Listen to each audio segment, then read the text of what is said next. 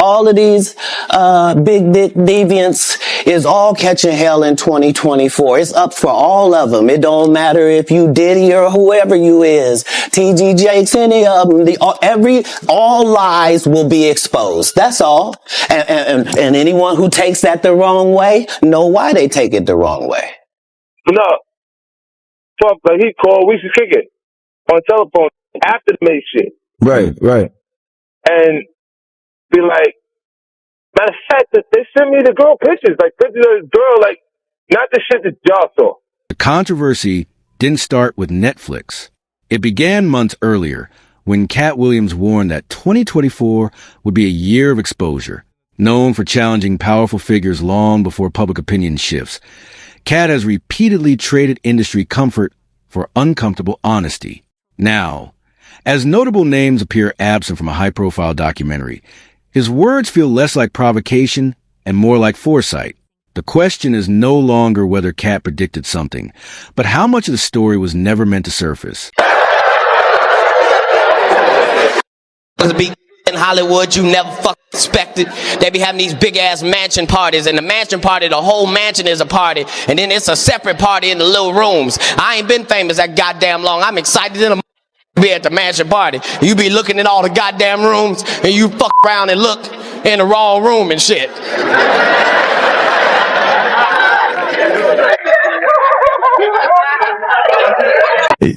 Did you ever have the opportunity where you got invited and you said no to it? Hell yeah. What was the consequences when you said no? Puffy invited me for weeks, asking me to come and teach him how to, he wanted me to be his acting coach for a while. Go there and he's sitting around just looking. I'm like, okay, what's the material you want to work on? He's just looking at me. Then next thing you know, okay, hey, will you help me? I want to hear your music. So I come over there and I play the music, and he's sitting there just looking at me, like waiting. Okay. So then my assistant was like, he wants to hang out with you next week. And I was like, for what? He's like, I think he's trying to f you. That's what my assistant said. And I was like, oh, okay. Now I get it. So now no more communication. Now you know to be hands off with somebody. A number of producers come in to make the approach, and you threaten to punch them in the mouth, or threaten to knock their head off for talking to you or looking at you like you're a woman. When you approach a real man about his masculinity, you're going to get a real reaction back. It's a difference when a guy walks in a room and when a man walks into a room. And a man don't take the same things that a guy will accept. So always be the man in the room. And that's always been my whole thing, and have lost businesses because I don't bend over in that way. I don't compromise. I don't play gay roles. I don't kiss a man. I don't do that shit because the man card means everything. I had no idea we're going to go this direction with the podcast. This is absolute. But listen, we've talked about it. We've had a lot of the guys on to talk about this stuff. Are you done with Hollywood because of this specific reason? I'm still working. I still, I haven't made the money necessary to do all of the other stuff. So I still have to go and do the Chitlin circuit. I still have to do the job that I need to. But eventually, I've done what I set out to do, which was to redefine the universe. I've proven what I've set out to do, and that's why I have all the patents. Whether they evaluate it or not, that's up to them. But I've done the work and finished it. Now I can go on and do whatever else we need to do. When 50 Cent became involved in the Diddy documentary, audiences expected unfiltered confrontation. His reputation was built on defiance, not compromise. Yet reports suggesting that several major celebrities were removed before release reveal a deeper tension between truth-telling and survival within powerful systems. Was this restraint strategic, or proof that even the boldest voices encounter limits?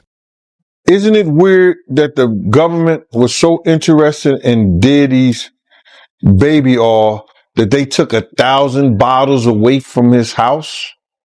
If the government took 1,000 bottles of baby oil and somebody had things what appeared to be baby oil, and then you have to listen to the prosecutor. He said that they seized 1,000 bottles what allegedly to be baby oil. Allegedly to be baby oil. So that's telling people that it wasn't baby oil. And people think that was baby oil, they out their mind. I don't believe it was baby oil. Yo, bro, when they went up in there, they knew what they was going to find. They knew what was ever in that baby oil or that those bottles that appeared to be baby oil. They knew about that at first. You got to realize 9 times out of 10, that individual that got caught at the airport, that was supposed to be their carrier, told them what they was doing and what they had. I wouldn't put him past that he told them everything. So when they went up in there, they knew they had to take whatever was out there, and that thing that appeared to be baby oil, they took that. They got to test every last one of them. Let's see how much, let's see how many of those come back to be baby oil. Bro, listen to me. Costco don't sell that much baby oil. Where you know sell that much baby oil? Yeah, I don't know any store that sell that much baby oil. I know Costco, they came out and said that they don't even sell baby oil. Netflix positioned the documentary as raw and unprecedented, framing itself as a home for fearless storytelling. But selective omissions raise questions about how much truth can exist within corporate boundaries. When a platform shapes global narratives, what it leaves out may carry as much weight as what it includes. Are audiences watching history unfold, or a carefully negotiated version of it? He's sitting there talking like an evil dictator. We need comms. We need a way into this conversation. We're losing, he said. We're losing. Losing what? What were you losing? But the key words that he said that were so important were, we need to be able to be speaking to the potential jurors. He said, you might only be the guy that watches CNN, but there's 9 billion people in the world, and 7 billion of them are on Instagram or TikTok. We need to have control of that. He said we need to know how these potential jurors are thinking. That's what he said. Right. So what does that mean? He hadn't even been arrested yet. He hadn't even been taken into custody yet. Damian Williams hadn't come forward yet with a list of the charges that they were charging him with and what they were taking him to trial for. That didn't happen until December. So once again, they were losing. Losing what? Losing at what? We need to have control of comms. We need to make sure that we know how the potential jurors are thinking.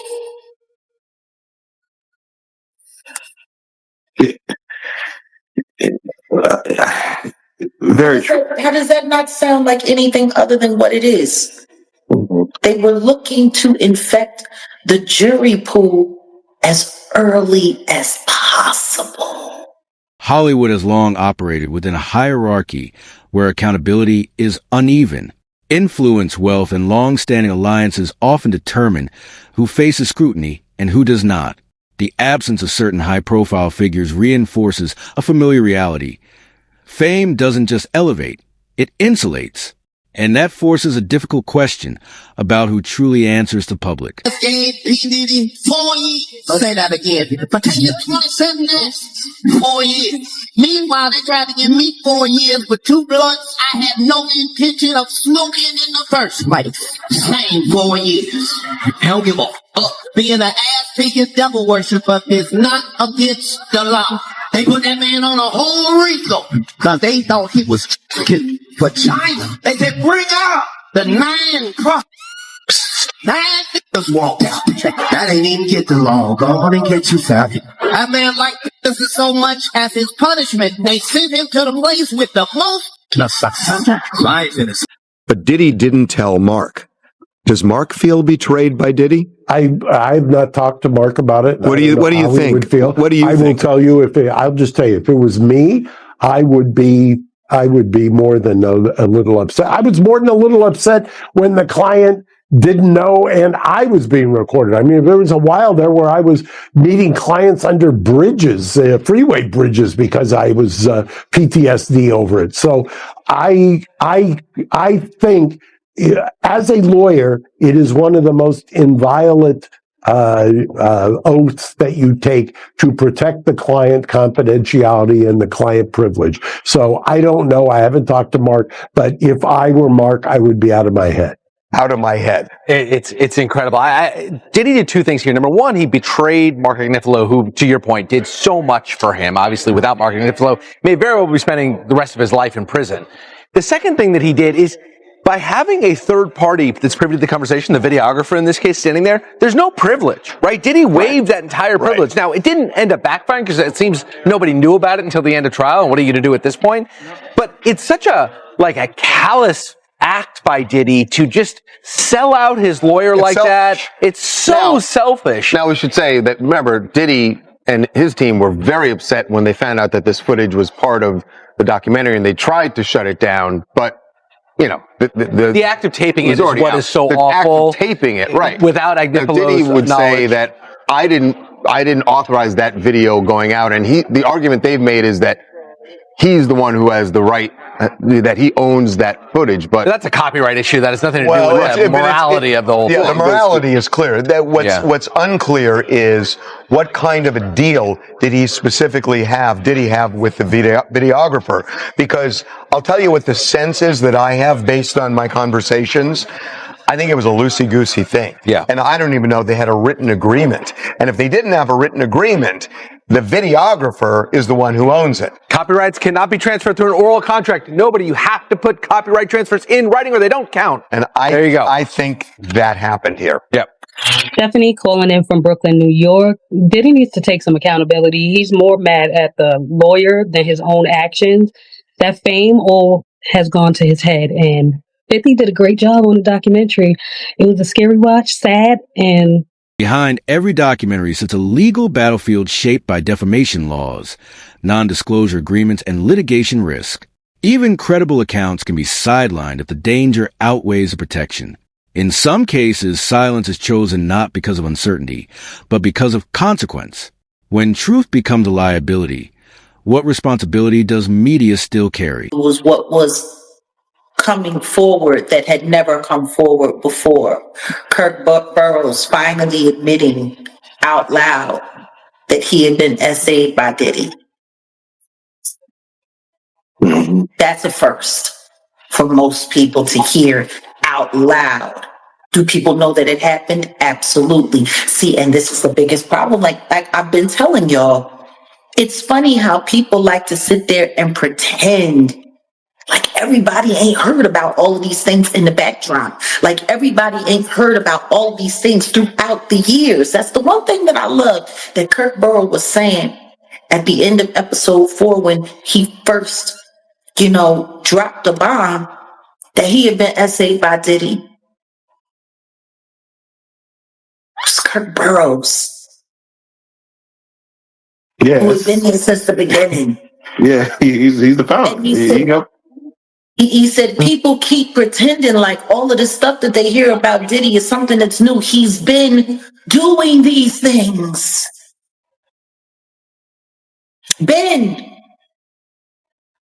He's a witness to offenses that happened over 30 years ago. Yeah, facts. Jag, you came in and you gave us a history about Uptown Records. Again, I know we have a lot of younger viewers, and some people start doing their research after you spoke on it, and for them to delve into the history of Uptown Records and Sean Combs' introduction to it, and going from there, he seemed like a kid, going to forget the name of the school, but going to like a private school. Yeah. And jumping as an intern in 19 into this, I'm gonna say back then this was hip hop with what Uptown Records represented at the time. He didn't smoke, he didn't drink, And then it seemed like after just a couple of years, there was one part he said, Silence within the industry is rarely accidental.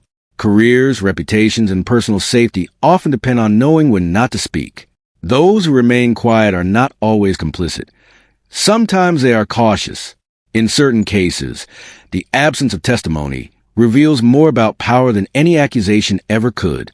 I'm looking at it like this. So then he called me back again, and I told him, like, listen, man, don't you ever call my phone again, Kurt?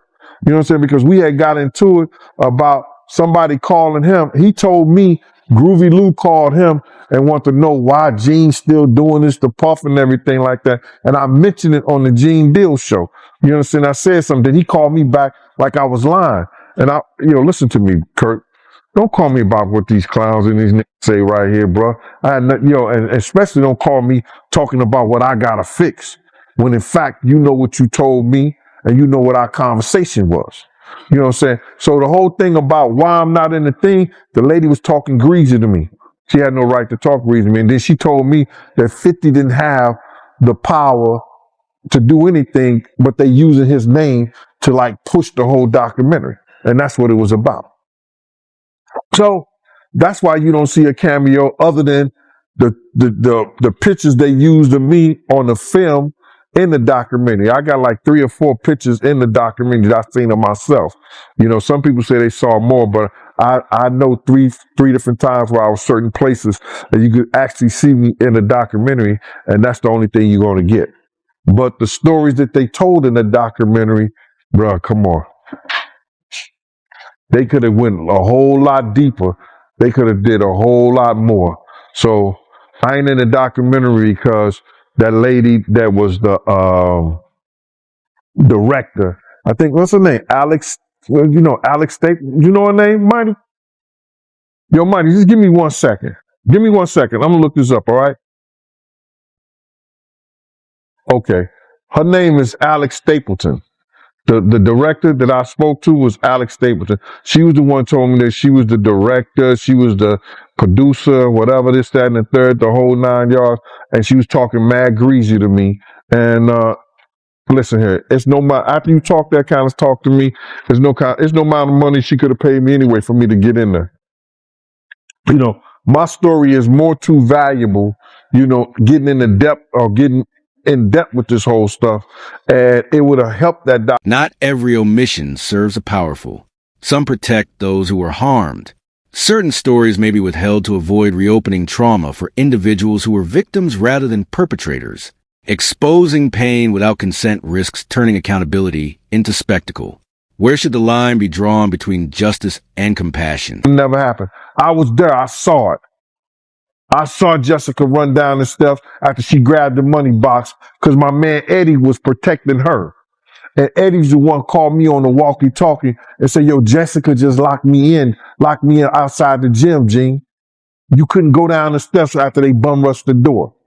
You understand? I had to run around the whole gym on the outside, around the gym, down the steps, run across the basketball court, and open the front door. When I opened that one door, because it pushed inside, people start squeezing through that. Then I just kept doing the doors, and people was coming in there, falling dead, right out, just falling out right there. And once they got in there, they just fell out.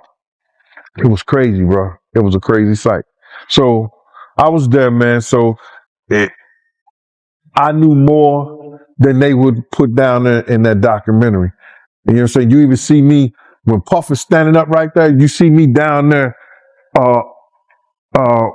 trying to do CPR on somebody, and that was a 17-year-old kid that died, bro. That was a 17-year-old kid that died. I knew his brother. His brother was sitting there crying, talking about my mama gonna kill me. This is the first time I ever took my little brother anywhere. Terrible, man. Who do you put the blame on for that whole City College thing? Do you put it all on Diddy, or is it more people that played a part? Well, I think Puff cutting security for the outside is a big part. Second of all, the college should have had their security there and you didn't see none of the college security, and the college should have let the police department know that it was a function of that magnitude that was coming.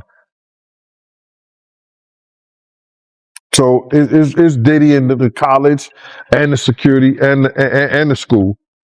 To get into this documentary, man, because I want to get your point of view, man, and I want you to break it down. It's one part in here where Eric Sermon, he told a story about how he was in the car with Misa, and Diddy caught him in the car, and Diddy swung on him. You seen that part? Well, Eric Sermon said that Puff swung on him and invited him, and he invited Puff to go around the corner. But a lot of people, Kirk Burrows told the story, and I told him, like, because we knew that had happened back in the day. Audiences often demand total exposure, but responsible journalism must weigh harm alongside truth.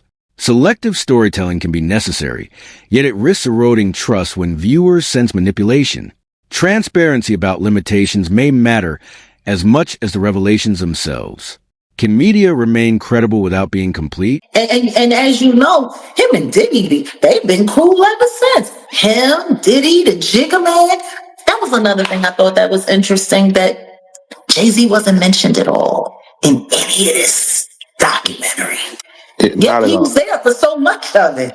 Because right after the Diddler beat the crap out of Steve Stout, the Jigga Man poked up on Rivera. Not long after that. All of this stuff happened around the same time. Why do you think Jay-Z wasn't involved in none of this? Well, I mean, he was involved in a lot of it. You mean, why wasn't he mentioned? Yeah, mentioned in the documentary at all. I mean, there was a lot of people that weren't mentioned. Matter of fact, not too many people in the industry were mentioned who were there and present. Isn't that cute? Very true. They found a way to tell that story while they kept everybody else clean. Jag, how come you don't think Episode 2 focused heavily on Tupac Shakur and the East Coast, West Coast beef. They were saying that Diddy was technically jealous of Tupac and Biggie's friendship, of Tupac's success. Technically. I mean, they said it right. Diddy wanted to get down with Tupac. Tupac didn't want to have nothing to do with it. Nothing. He wanted nothing to do with Diddy. He was interested in helping Biggie. He was interested in promoting Biggie. He was interested in where that whole thing could go. He saw the promise. And I think he knew that Biggie was being taken advantage of. I think he knew that. As omissions become more visible, Katt Williams' warnings carry renewed weight. He wasn't only calling out individuals, he was pointing to systems designed to protect themselves. What once sounded exaggerated now feels deliberate. Perhaps the real failure wasn't disbelief, but delayed listening. No matter who gets hurt, we could go on and talk about, Nia's mother, supporting them, doing this like that. Kirk Burrows said he slapped the shit out of her. I seen her curse. I was there when he cursed her out. So that's not far-fetched for me. That's not far-fetched for me. We know what he did to Cassie. We know he did to Jane Doe. It's a lot of other women he did the same thing. And here go these clowns out here. They supporting him. Why? What secret do Diddy have on you?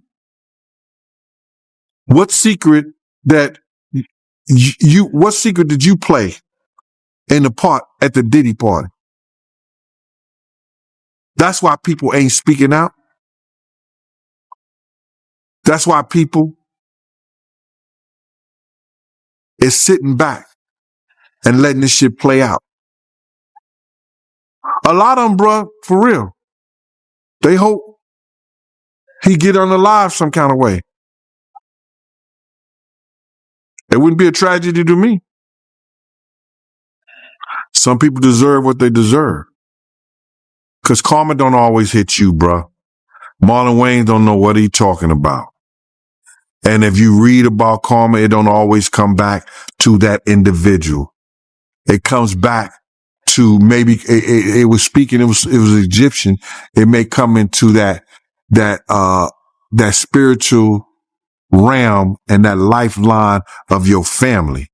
It might be a weak spirit in your family that catch that karma and not that person who actually did the act. That's where we at, bro. The documentary may be complete, but the reckoning is ongoing. Investigations continue, legal battles expand, and public scrutiny intensifies. Truth rarely arrives all at once. It emerges in fragments over time. And the final question remains unanswered. When everything is eventually revealed, will accountability still be possible?